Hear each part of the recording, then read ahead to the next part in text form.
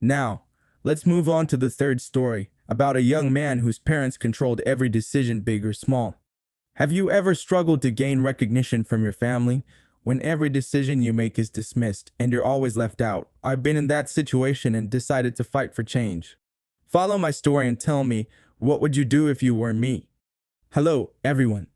I'm Alex, 30 years old, a freelance journalist living in New York. My job allows me to travel, meet people, and most importantly, pursue my passion freely. But in my family's eyes, especially my two older brothers, Mark and David, I'm still a kid who hasn't grown up. Mark is a well-known lawyer, David owns his own company, and both have settled down with families, living what my parents consider a stable life. And me? I don't own a house. I don't have a fancy car. I have no wife or kids, and I haven't genuinely matured to them. Because of that, I'm always treated like a child, dismissed in conversations and left out of important decisions.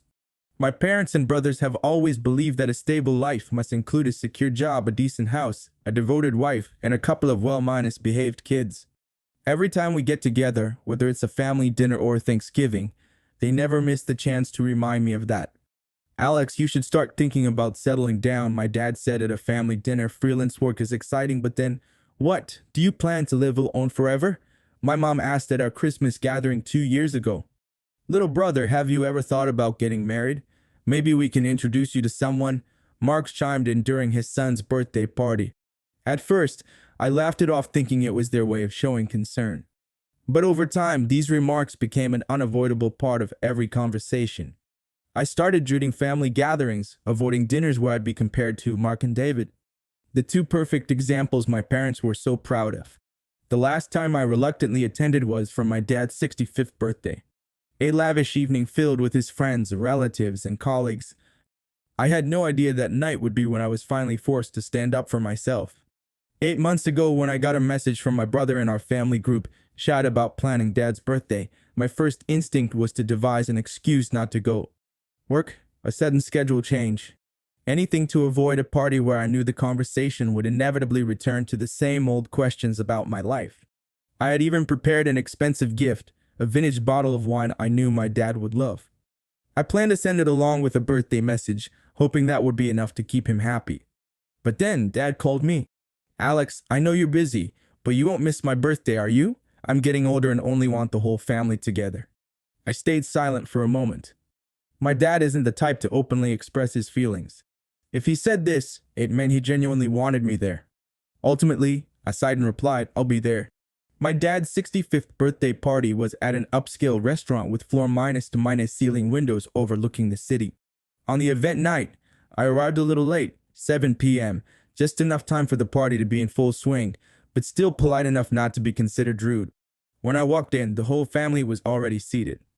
Dad sat at the center with Mom beside him. My two brothers, Mark and David, were beside them, looking like the family's perfect ears. Mark conversed deeply with his wife, Sarah, while David sipped his wine. But the two unfamiliar faces sitting across from them caught my attention the most. My mom spotted me immediately. She waved excitedly, flashing a bright smile. Alex, come over, sit down. We've been waiting for you. I pulled out the only empty chair across from the two strangers. The woman looked about my age, with long brown hair and an elegant red dress. Next to her sat a man who I assumed was her husband, nodding politely in greeting. Before I could ask, my mom spoke up, her voice unusually cheerful. This is Claire and Daniel. Siblings. Their parents are old friends of mine. Claire is a doctor, very successful. You two have a lot in common. And just like that, I understood. This wasn't just a birthday party. It was an arranged matchmaking. I tried to keep a neutral expression, but was beyond frustrated inside. How many times had my mom pulled something like this? From casually introducing me to a friend of your sister in law to arranging accidental coffee meetups with someone interesting I think you'll like. But this time she had taken things to a whole new level. At my dad's birthday party in front of relatives, colleagues, and friends. This is a perfectly orchestrated matchmaking setup. I glanced at Claire and Daniel. She seemed polite but slightly uncomfortable. Daniel wasn't saying much. Probably just as uneasy about this as I was. Pressing my lips together, I kept my tone steady. Nice to meet you both. Claire gave a polite smile. Nice to meet you too, Alex. Throughout dinner, I felt like I had been shoved onto a stage without a script. A play I never grew to be in, but one my mother had carefully directed. She kept steering the conversation in my favor. Alex loves traveling too. Claire, didn't you visit Italy once? My son is very passionate about his work. Freelance journalism may seem adventurous, but it's quite fascinating. Alex, didn't you say you wanted to try living in the suburbs? I raised an eyebrow. I'd never said that. My mom was painting a picture of me that didn't exist. A version of Alex who was stable, mature, and ready for marriage. But deep down, I knew she never truly believed that. To her, I was still the son who refused to grow up. Claire was pleasant enough, but I could see the awkwardness behind her smile. Whenever my mom pointed out our supposed similarities, she just chuckled politely and glanced at Daniel as if searching for an escape. Daniel, on the other hand, was almost entirely silent, occasionally nodding, sipping his wine, but otherwise disengaged. I had a feeling he wasn't thrilled about this setup either. My older brother Mark sat back with his chin resting on his hand, smirking like watching a comedy unfold. I could practically hear his thoughts. Another one of Mom's schemes, and Alex is about to lose it. And just like that, I snapped before my mother could say anything else. I put my chopsticks down and looked straight at her. Mom, if this is just a regular birthday dinner, fine. The table fell silent. My mother let out a small smile, but I saw the sharpness behind it. Her voice was soft yet laced with control. Alex, don't be so sensitive. I want you to meet new people. I glanced at Claire and Daniel. They looked just as uncomfortable as I felt. Claire's eyes darted around like she was searching for an exit, while Daniel pretended to focus on his wine glass. Turning to them, I asked, steady but firm, did you know about this? Or did my mom drag you into this without warning? Daniel cleared his throat. Claire gave a slight shrug, her expression apologetic. Well, my mom did mention something, but I didn't expect it to be like this. I let out a dry laugh. Of course, it was a perfectly orchestrated play where Claire and I were just the props with no say. I turned back to my mother, meeting her gaze head on. So, you arranged everything, and I'm just a pawn in your plan. She didn't answer right away, but I knew exactly what she was thinking. She couldn't understand why I was making a big deal out of this. To her, this was just a mother's way of caring for her son. But to me, this was the final straw. I took a deep breath, trying to stay calm. I was about to say more, but before I could open my mouth, my dad lowered his wine glass with a heavy clink. He sighed, his voice low and laced with exhaustion and quiet reproach. Alex, don't make a scene. Your mother wants what's best for you. Today is my birthday. There are relatives and friends here. Don't embarrass me. I tightened my grip on the edge of the table. Embarrass him. I wasn't surprised. In this family, appearances had always mattered more than feelings. I raised an eyebrow, my voice calm but sharp. What's best for the family's image? When the words left my mouth, Mark finally decided to join in. He laughed, leaning back in his chair with his arms crossed, his tone dripping with mockery. Come on, Alex. You always overreact. It's just dinner. Stop acting like a child. Just dinner. Acting like a child? Give me a break. I was 30 years old. I wasn't a child. I glanced around the table. No one was really on my side. My dad stayed silent, his cold gaze urging me to realize I was being a problem. My mom looked irritated, clearly upset that I wasn't following the script she had so carefully planned. Claire stared down at her plate, obviously wishing she could disappear. Daniel remained quiet, probably regretting ever agreeing to this dinner. Not a single person really cared about how I felt. I stood still, staring at the glass of wine before me. A part of me wanted to hold it and to pretend nothing had happened like I had done so many times before. But not this time. After 30 seconds of silence, I made my decision. I stood up, pushing my chair back. The sharp screech of wood against the marble floor echoed through the lavish restaurant. No one spoke immediately, but I could feel every pair of eyes on me. Adjusting my jacket, I kept my voice steady but firm. Happy birthday, Dad. I have something to take care of, so I'm leaving. My mother's eyes widened in shock, almost panicked. Alex, you can't just walk out like this. It's your father's birthday. My dad set his glass down again, harder this time. His voice dropped, heavy with disappointment. Alex, sit down. Don't embarrass this family. Before I could respond, Mark, my older brother, spoke up. Come on, Alex. Are you going to walk out in the middle of dinner? His face was calm, but his tone carried quiet judgment. That's disrespectful to mom and dad. David, my other brother, crossed his arms and smirked. Here we go again. You always act like the whole world is against you. I turned to him, raising an eyebrow.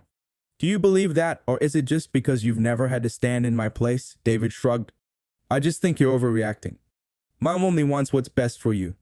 You can't just throw a tantrum and walk away like a child. I let out a laugh, cold, humorless. Funny. I'm the only one here being treated like a child, but the moment I push back, I'm accused of acting like one. After that, I didn't care what they had to say. I turned on my heel and walked away, leaving the dinner behind without hesitation. As I reached the restaurant's entrance, I could feel the weight of eyes following me. My family, my relatives, my parents, friends, people who had known me since I was a kid. Heard the whispers behind me. What happened? Did Alex just leave? Is something wrong? And Anne glanced at me as I passed. Leaving so soon? Is everything okay? I gave her a small, indifferent smile. I have something to take care of. No one needed to know the real reason. No one cared beyond whether the party looked perfect or not. And I didn't care anymore either. I left the restaurant, letting the crisp night air hit my skin. I took a deep breath, and for the first time that evening, I felt like I could finally breathe. Leaving the party, I walked down the long, empty street, my steps slow against the freezing stone pavement. The night air cleared my head, but it couldn't quiet the anger inside me. I wasn't angry about the matchmaking. I was angry because my family had never truly listened to me. They only saw what they wanted to see. A troubled son who needed fixing. A lost cause who had to be pulled back in line. Turning the corner, I stepped into a small cafe. Warm yellow light spilled from its windows, darkly contrasting the cold air outside. I ordered a hot espresso, found a quiet corner, and sat down. As I sipped my coffee, lost in my thoughts, my phone suddenly buzzed over and over again. I picked it up. The screen lit up with a flood of messages. The first one was from Mark, my brother. His tone was filled with disappointment and reproach. Mom is distraught. Did you have to do that? As always, no one asked how I felt. No one wondered if I was hurt. They only cared about whether I had behaved in a way that preserved the family's image. The following message was from my mother. Her tone was sharper, no longer hiding behind warmth. Alex, you put the whole family in an awkward position. Your father's friends and relatives are asking why you left. We're very hurt and disappointed in you. Then my father briefed but commanding, we need to talk. Thanks to you, the party ended early. We're heading home now. You should come to the house and Mark again for the second time. At the very least, you could apologize to Mom. I stared at the screen, my fingers hovering over the messages. But I didn't reply. No one understood. No one realized how long I had felt like an outsider in my family. I placed my phone face down on the table, took another sip of espresso, and let the vibrations of their messages continue buzzing. A reminder that even though I had left the party, my family still refused to let me go. I leaned back in my chair, letting my mind drift over everything that had just happened and then further back. It wasn't just tonight. It wasn't just my dad's birthday party. My whole life I had always been treated like a child. I remembered all the times I had tried to speak up in family conversations, only to be cut off by my mother's familiar dismissive words, Alex, you don't understand yet. Adults think differently. Adults? I was 30 years old. When would I finally be considered an adult in their eyes? I thought back to when I decided to pursue freelance journalism, something I loved more than anything. But instead of encouragement, all I heard was you should find a more stable job. Does that career even secure your future? When are you going to grow up, Alex? What did growing up even mean to them? A office job, a house with a white picket fence in the suburbs, a marriage with someone I didn't even have feelings for just because it was time. I thought about all those family dinners where Mark and David discussed work, investments, and what they considered necessary. I had tried to join in. I shared the articles I had written, the places I had traveled, and the incredible people I had met. But it never mattered. That sounds fun, but you should think bigger, Alex. Interesting, but what's your long minus-term plan? As if what I did was never enough. As if I would never meet their expectations. And the worst part? I believed that if I worked harder and cared for myself, they would finally see me for who I was. But now, sitting alone in this cafe, I realized something important. I didn't need their approval anymore. I got back to my apartment late. I had rented a small but cozy place for nearly 3 years, the only place that truly felt like home. No judgmental looks, no controlling words. I did not feel like I had to prove my worth to anyone.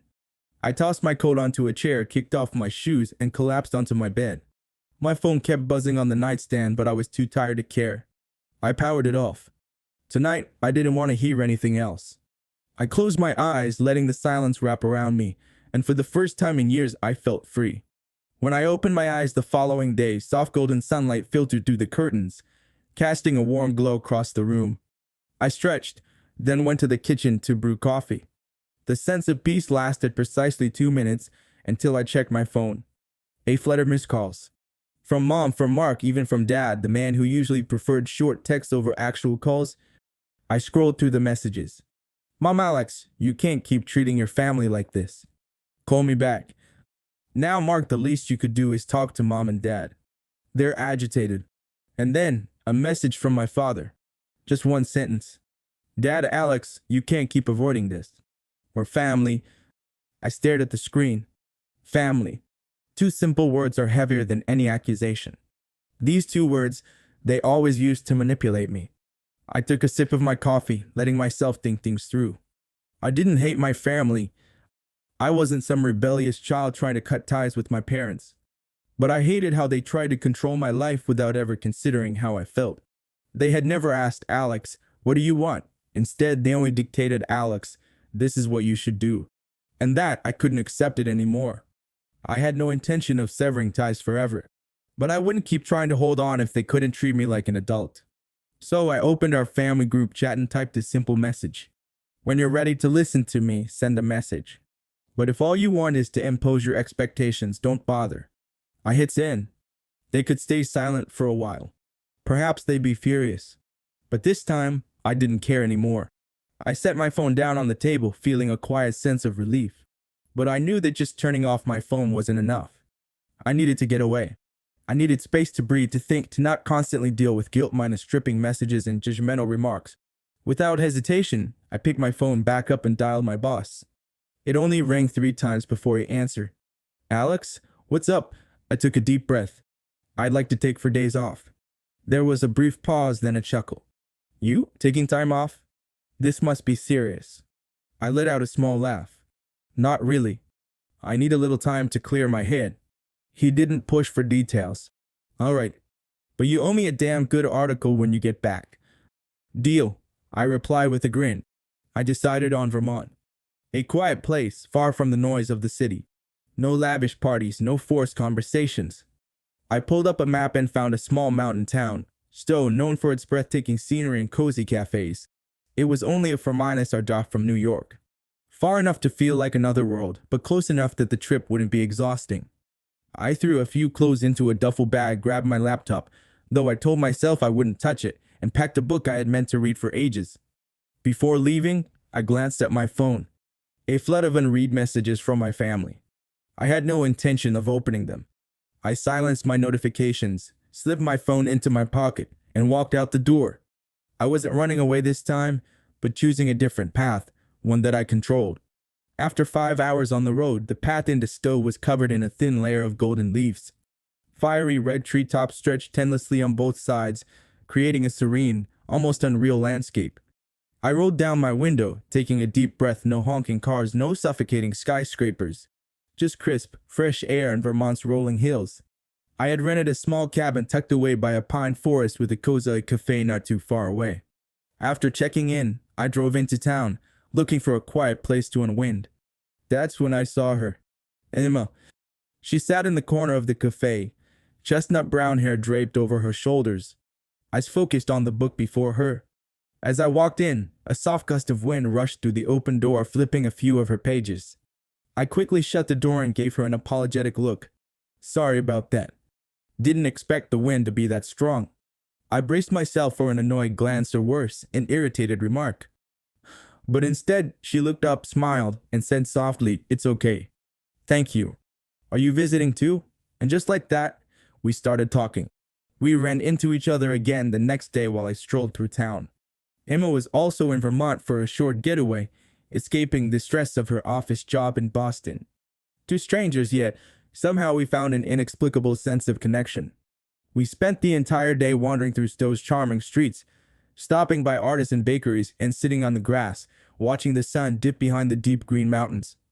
My phone kept buzzing, messages and calls from Mom, Mark, Dad, but I ignored them. For the first time in a long while, I didn't feel the need to explain myself or argue with anyone. On the night before we left, we exchanged numbers. "Let's keep in touch," Emma said, a hint of hesitation in her eyes. "Definitely," I smiled. "This won't be the last time." I had no idea what the future held. But at that moment, I knew this trip had been worth it. After 4 days, I drove back to New York. The trip was over, but my mind still lingered on Vermont. The peaceful roads, the quiet afternoons with Emma, and the feeling of complete freedom. But that freedom didn't last long. I saw several figures standing in front of my apartment building from a distance. I didn't need to get closer to know who they were. That Mom, Mark, David, they stood there. Their expressions a mix of war and tension. I pulled over, taking a deep breath before leaving the car. As soon as I approached, my mother rushed toward me. "Alex, where have you been? Why didn't you answer your phone? I called you hundreds of times." I kept my voice calm. I needed space. Behind her, my father stood with his arms crossed. But his eyes had no anger or disappointment this time. Just exhaustion. Mark spoke next, his usual sarcasm absent from his tone. "We thought you had completely cut us off." Mom was so worried she almost called the police. Mom shot him a glare but didn't deny it. Dad finally spoke, his voice softer than I had heard in a long time. "Can we talk inside?" For the first time in years, it wasn't a command. I stayed silent for a few seconds. Then I nodded. We sat down in my apartment. I made coffee for everyone, then took a seat across from them. For the first time, my family was quiet, as if they were trying to figure out how to start a conversation they weren't used to having. My mother set her cup down and sighed. "Alex, I'm sorry." I looked up, caught off guard. "I know I've pushed you too much. I only wanted the best for you, but maybe I never really listened." My father spoke next, his voice steady but softer than usual. "I've been thinking too, if this is the life you want, I won't interfere anymore. But you have to understand that we never meant to hurt you. We didn't know how to show it the right way." I glanced at Mark and David. David scratched his head, looking a bit awkward.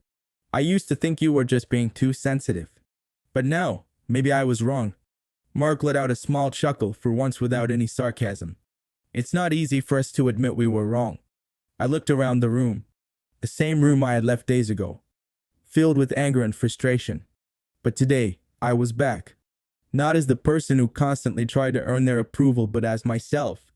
I don't know if my family will ever truly change.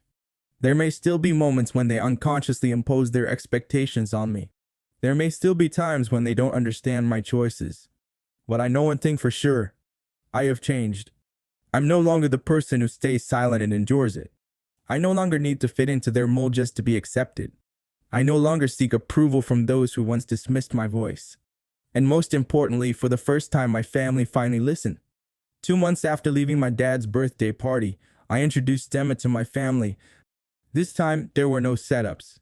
There are no secret matchmaking plans. No passive-aggressive comments about it being time to settle down. It was just a simple dinner. A regular gathering where my family genuinely tried to get to know me instead of trying to change me. My mother was delighted to meet Emma. She didn't turn the conversation into an interrogation about marriage or the future. Instead, she was just a mother welcoming someone important in her son's life. My father didn't ask, "So, do you two have any plans yet, or is your job stable enough?" Instead, he looked at me, patted my shoulder, and said, "I'm glad you're happy, Alex." And that was enough. I'm not saying my family is perfect now. We still have our differences. There are still moments of misunderstanding. But one thing has changed: they're trying. These days, I visit home more often. Not for tense dinners where I feel scrutinized or pressured, but for genuine moments. Natural, comfortable, authentic. Sometimes I feel guilty for disappearing the way I did in making them worry. After all, they're still my family. But at the same time, I've realized I was never good at expressing what I wanted. I kept everything bottled up, pretending I was fine, until I wasn't, until I had no choice but to walk away. If I had spoken up sooner, things wouldn't have escalated the way they did. But I also understand now. Sometimes you have to step away. Sometimes people must feel your absence before seeing what they've missed.